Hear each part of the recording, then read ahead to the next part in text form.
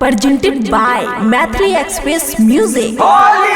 रे मनीषवा अब की बार होली में की करे वाला छी रे? हो भैया पहले से ही साटा करके रखने छिए, चला ने सब मिल के छौरी के नचाल जाए। हाँ हाँ चल चल।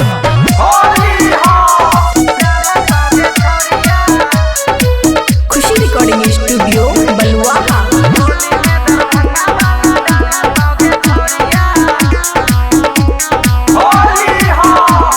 होली में सहरसा वाला डाले छोगे छौरिया।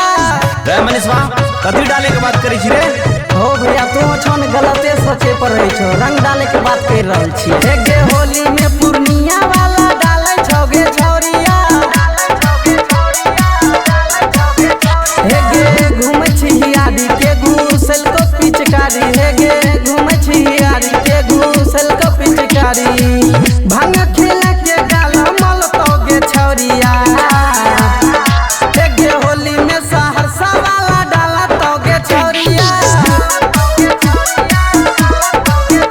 एक होली में दरभंगा वाला डाला तोगे छौरिया। अरे बिहार में दारू बंद है पिए पड़ते तारी। अरे बिहार में दारू बंद है पिए पड़ते तारी। नाचे वाली छौरी के ले चल बैगन बाड़ी। भोला होई रे होई रे होई। हे लाल पिया रंगा वाला गई तोगे, पुआ पूरी तो रखिए तोगे। हे लाल पिया रंगा वाला गई तोगे, जे जे कहबी तो रखिए तोगे। देसी पिया के नचै तोगे छौरिया। हे होली में खगड़िया वाला डाल तोगे छौरिया। हे होली में मधुबनी वाला डाल तोगे छौरिया।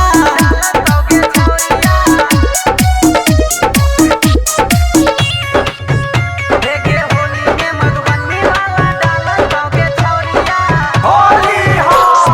डीजे विकास।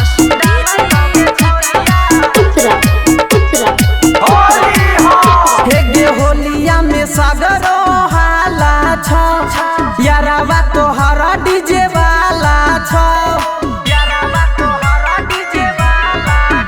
हे होलिया में सागरो हाला छौ, यारावा तोहरा डीजे वाला छौ।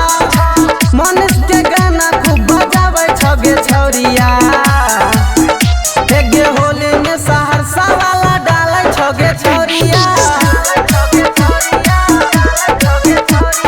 होली में दरभंगा वाला डाले छगे छौरिया। खुशी रिकॉर्डिंग स्टूडियो बलुआहा।